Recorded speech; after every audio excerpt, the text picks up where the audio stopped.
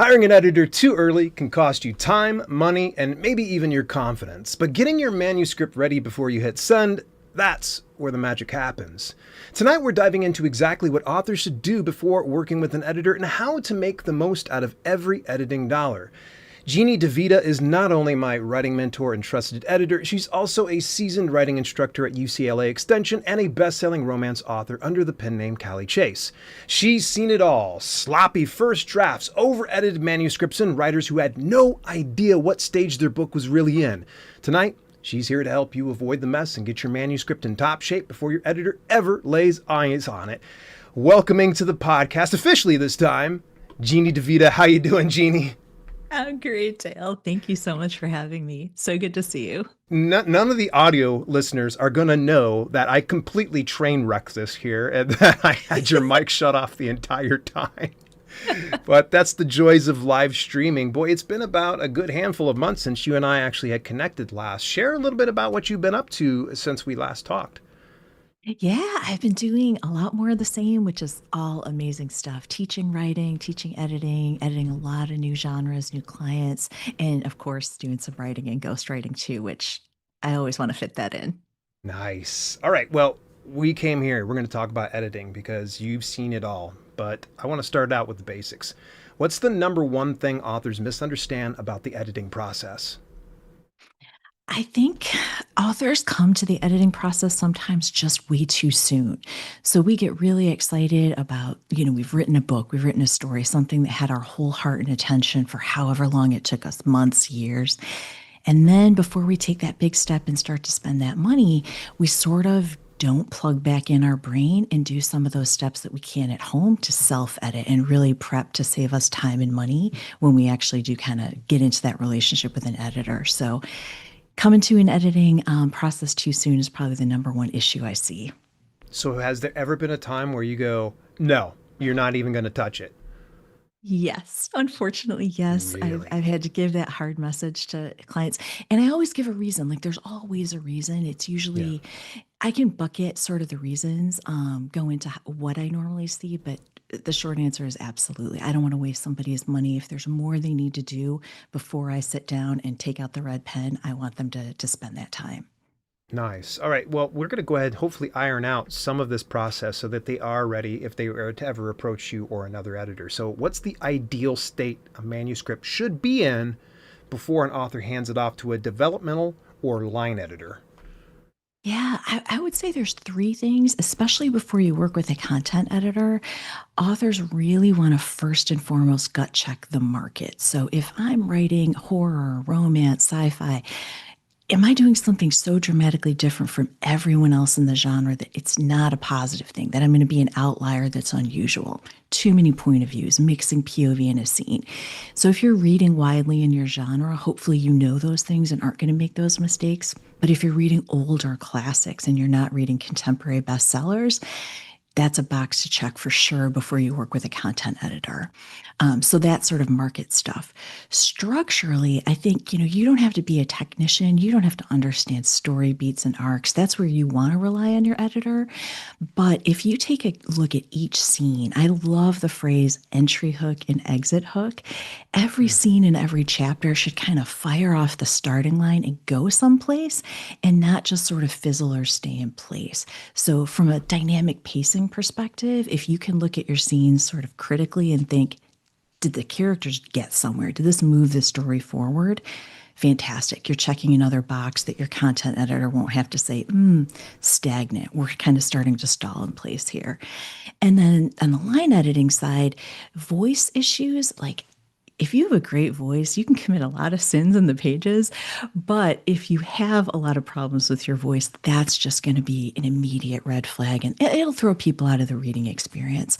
So for me, I like to really look at those echoes, repeated words, throwaway words like it, that, this, things that, yeah, they may make sense in context, but keep in mind your reader is going to be picking up their book halfway through a chapter after a busy day. They're not just going to sit and read in one consistent setting.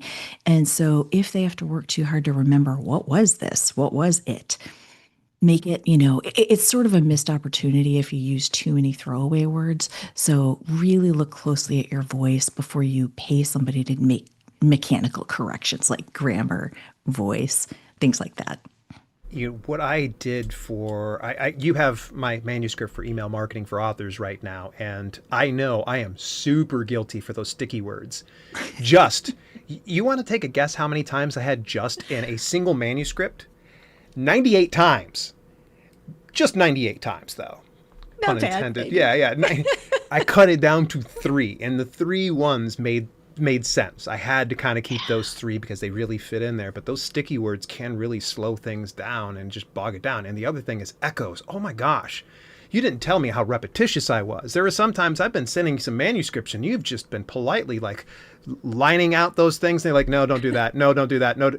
And here I am. I went through and I just learned the pain of having to clean up those filler words and those other infractions before it got over to you. So I hope you appreciate that when you go through and look at my manuscript. Absolutely. All the praise, Dale. But yeah, sticky words, boy, that's just it's just that. There are so many. Are there other common sticky words that we use? I think you mentioned it is one of them as well. Yeah, it, that, this, only, actually.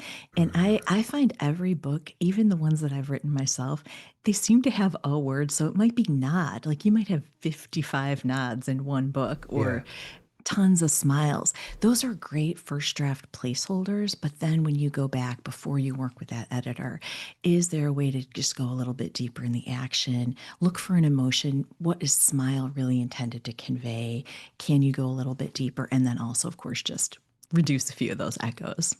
Nice.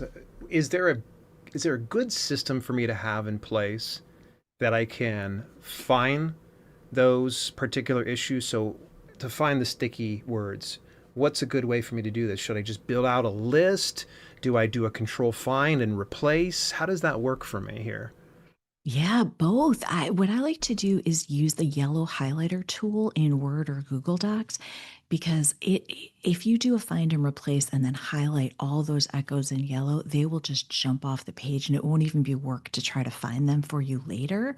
But yeah, if you don't know what they are initially, take a break, read your chapters out of sequence. Because again, if you read it in order, sometimes your eye becomes desensitized to your own voice, but it will jump out if you read it out loud or start with chapter, 40 instead of chapter 1 and see, are there things that are popping out at me? Wow, I can't believe I said nodded 82 times in this chapter.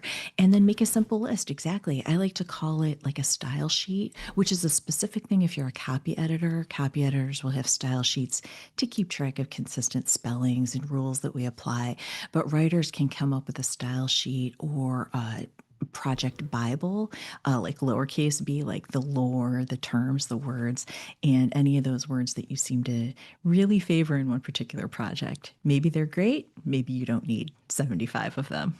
So for style guides, they're specific to the author or specific to the book or both?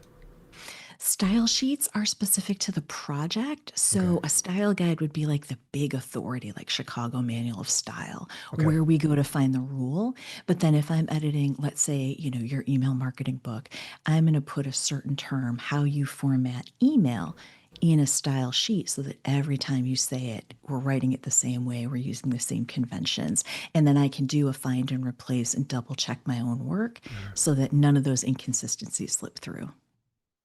Nice. I have so many questions here, and I think that the next good transition here is how important is self-editing, and what does that actually look like before working with the pro? Because we kind of teased it initially when we entered this interview here, but I would love to hear what that process is like for you, because you obviously don't just toss it over to your editor. You are probably going through everything that you would probably teach everybody else. I'm assuming, right? Yes, yes, of course. I don't just do what I don't just do what I say. I do what I do as well. I do think self-editing is really important because ideally the best editors that you'll work with will be teachers and they'll educate you, not just this is my opinion, this is what I think of your book, but this is why. Like objectively, this is why something, a change that I might recommend is more impactful. So if you've already done some initial work and said, okay, structure, voice, market, I feel like my my book hits all the marks. Then when someone comes after you and says, have you considered this? What about that? Now it just broadens the understanding that you started with. So if you know, this is how I love to write, this is my voice, I don't want to change that, you've at least considered it before you met with an editor. And then that person can come in and say, but did you consider this? We're seeing, I'll just give you a really simple example, audiobooks and like how people are consuming any written content nowadays really does affect how the words on the page look and how we feel comfortable reading. So super long paragraphs are just kind of out of date. We're writing shorter, more impactful paragraphs. Single sentence paragraphs are okay. That's not a writing crime. But for you, if you haven't been edited, you're reading maybe, but not really clued into that issue, you might have a paragraph that's 3/4 of a page, a whole page, and think, well, content wise, under the fundamentals of good writing, this makes sense. But then your editor comes along and says, can we break this up? Because this is a lot on the eyes. So it's just preparing yourself, having that perspective, and then being prepared to have good conversations so you do learn. I see what they're saying. I'm going to do this and carry this, new skill forward. If I were to do self-editing, take me through like step by step. Like, what does that look like? So is there any specific tools you would recommend? Are there specific systems that you like to have in place? I'd love to know what your full rundown is after you've written your first draft and before your editor gets a hold of your manuscript. Yeah, I love a reverse outline. And so that's content or structure wise. So it may seem like a lot of extra work. You've written the book, but if you can go back through each chapter and just in a sentence summarize, almost like the TV episode summary, like, why does this chapter matter? Imagine your editor on the other side of the desk and you have to argue why to keep that chapter in or why that scene matters. If you can summarize that, that's a structural edit that you can do for yourself that ultimately will show you, maybe chapter 20 and chapter 25 are very repetitive and I could combine them or move things around. And then hopefully your editor will come after you content wise and say, you've hit these beats. The arc makes sense. The structure is well paced, but you've already done that initial work and not paid for someone like me to look at it all and maybe do that reverse outline and say, do you see these? You've repeated things, or this is where things slow down. Right then and there, you've saved your editor and yourself time and efficiency. Nice. I just never thought about the whole reverse outline situation there. So are there any tools, let's say, for instance, that you would endorse or get behind? Things like the Grammarly's, the pro writing aids, the like that. Is there any ones that you suggest, or are you like, no, don't touch them, walk away from them, they suck? No, I would never say those tools suck. I think all the tools that you can use are going to help you, but also have just a tiny bit of perspective about. So I'll give you an example that when I teach copy editing, we actually copy edit an article that's out there in the world already. You can find it. And it's literally like 2 pages, and the students just go wild. There's dozens, if not hundreds of changes, because it's not been copy edited, that's clear.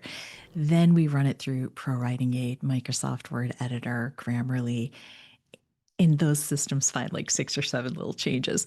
So the human copy editor is still very, very much more sophisticated, but I would never expect an author to have that level of sort of technical mechanical skill.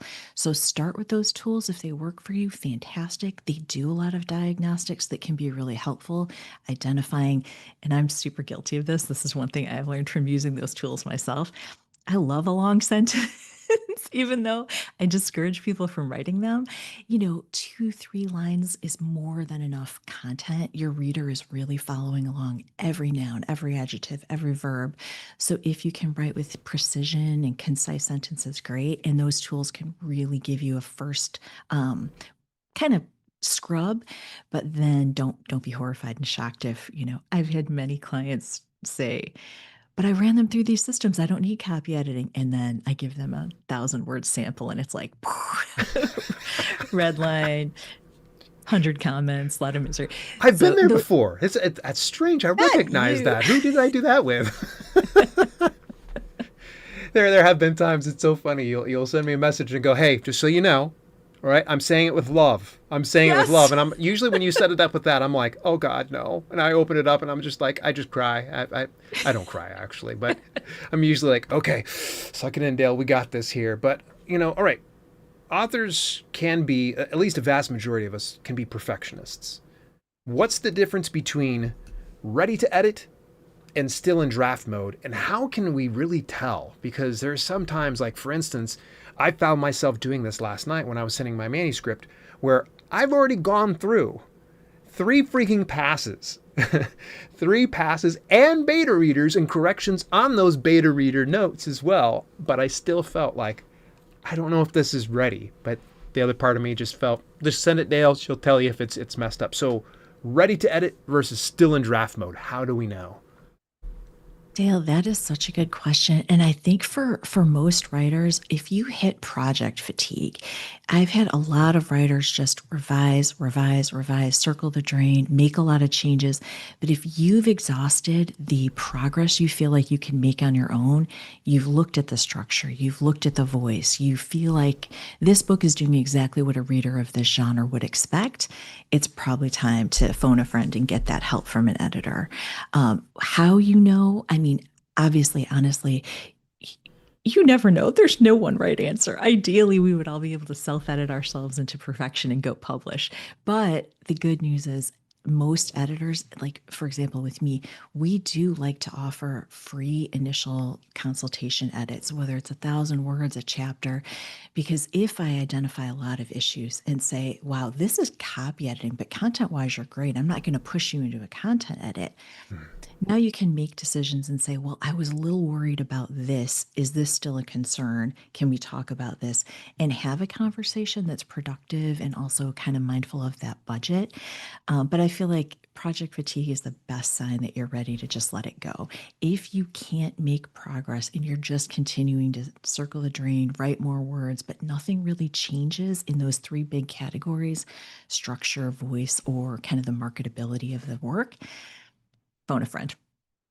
There we go. Well, what about the extreme opposite? Because I know there are some authors out there. I swear to you, I put a poll out one time on my community tab on YouTube where I talked about how much people edit. There are some people that write the book and just publish it immediately. What would you say to these folks to let them know that they really should edit their work? Well, of course, I have the editor's bias, but I will say, for the most part, if you write something in one sitting or you write to the end, fast drafting is a real thing. I know a lot of authors who can just sit down and churn out 50 to 70,000 words over 10 to 12 weeks and feel like it's a solid first draft. The issue is, let it rest, because your eye, your brain, you're filling in a lot of gaps and maybe making assumptions that really the words aren't even there on the page. So letting it rest even for 2 weeks. There's something magic about that number where you almost forget what you've written after a couple of days, couple Yeah. of weeks. Go back and give it a reread. And like I said earlier, read it out of sequence or read it aloud, because sometimes that gives you a brand new perspective and you hear things differently. And then if you're still in a super rush to publish, at least you've one more round, I would encourage. This brings up a really good point, and I think I'm just thinking about this, that sometimes I think people are pushing their stuff onto the marketplace because they're excited, they're romantic about it, but they didn't edit it. It makes me kind of think even furthermore, like, should we focus on a specific type of editing if we're on a strict budget? So let's just say, for instance, I come to you, Jeannie, and I say, hey, look, I'm strapped for cash. I don't have very much going on. What is going to be the type of editing I want to do? So if you could break down like the layers of editing and which ones are the most applicable to authors, the ones that they absolutely need to have before they go onto the marketplace. Yeah, that's a stressful question, only because we've got such a highly sophisticated consumer base right now. Like we will have readers reporting work for typos when they're not typos, and you've got Oh, quality issues that get flagged. That's a heartbreak for me, because sometimes best intentions with readers are just wrong.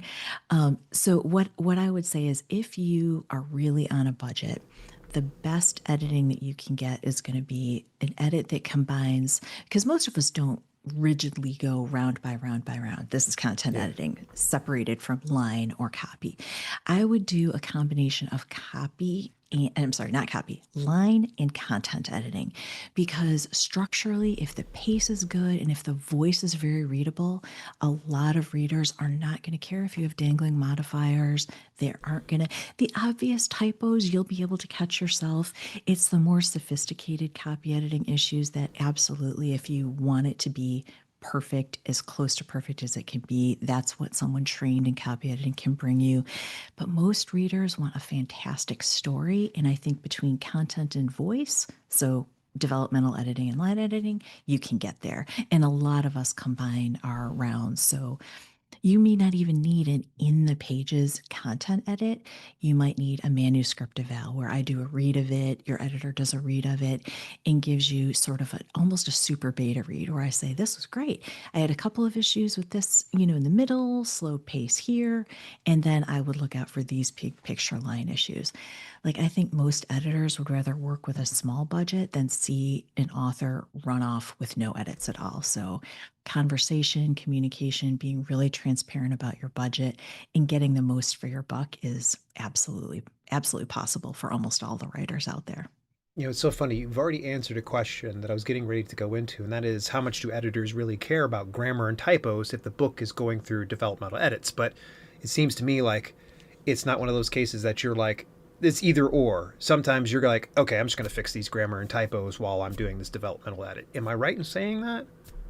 Absolutely. I think each editor is different. And if a Okay. book has, say, for example, a lot of the same mistake, what I might do, I would just flag it and I would say, hey, friend, you are misusing punctuation in all of your dialogue tags. So I'm going to teach you. Here's an example on page one, Mhm. fix all of these throughout. And it may take me truly, let's say 5, 6 hours to go through the whole book and fix those, but I can pass that back to you and it's a minute of my time. And I've had a huge impact on the quality overall.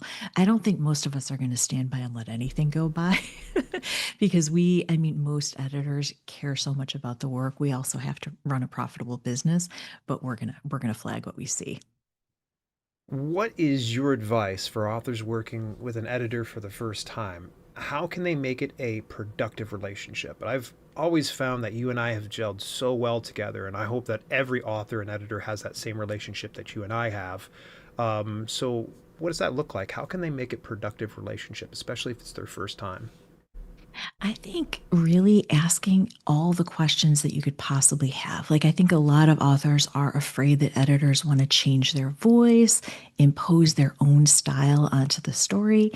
And if that's a concern, that's definitely not the right person. But articulate that. Say, this is the book of my heart. I love it. I don't want to change this, but I do want to understand how I can make it more marketable or easier to read, etc. And a lot of the editing process really does go into the pre-work consultation where we get to know exactly what you need. I'll tell you, Dale, some of the clients I've not worked with are people who've literally said, I just want you to tell me it's good in a manner of speaking. You know that they just want to hear it's great. And if it is great, I'll tell you it's great. You don't need to pay me to tell you it's great. I'll just, give you give you that nudge and send you on your way. Yeah, yeah.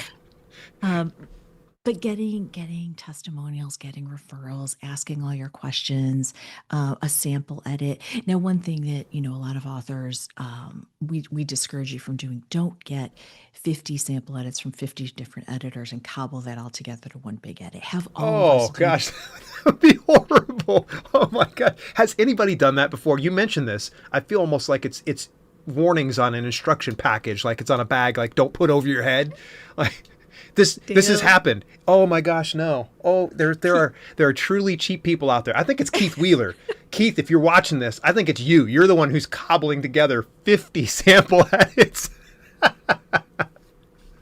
you have to applaud the ingenuity, but you're not really comparing apples to apples. You want to see, Yeah. oh, wow, like Jeannie on page one picked up on this, and someone else on page one picked up on that, and what aligns with, the vision you have for your book.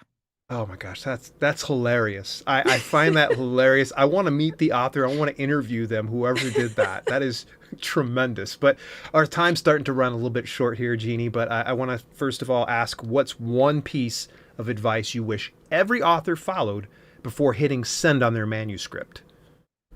Have someone else read it who is not a friend, who is not a family member, even if it's only the first 20 pages. If someone who's a stranger to you that you trust, meet through a writer's group, etc., takes the time to give you feedback, it's going to be useful. Nice. Well, Jeannie, we always have such a great time. I know I'm going to be bringing you back here in the fall. That was one thing you and I have been jib-jabbing. I want to bring you back more often because our conversations about fiction writing alone are just so fascinating to me. And I think that more people need to get in touch with you. Speaking of getting in touch with you, how can people reach out to you? Are you still available to hire, or am I eating up all your time? Oh, no, Dale, no. I have plenty of room. I would love to work with new folks. And yes, reach out through my website, contact form, however they find me, and I will definitely respond and be back in touch. Good stuff. There is a link in the show notes as per usual. Jeannie, I'm going to kick you on over into the green room as I say goodbye to everybody here. Thank you so much for tuning in, Jeannie. I appreciate you coming here on the show. And Thanks, folks, Dale. anybody else that's tuning in as well, we're going to be having one last live interview next week with the fine folks over at Author Letter. This is a author-centric, author-focused email marketing platform I believe that everybody needs to check out. Come on and join me. That is next Monday, July 28th. Till later, this has been Self-Publishing with Dale, and I'll chat with you next week.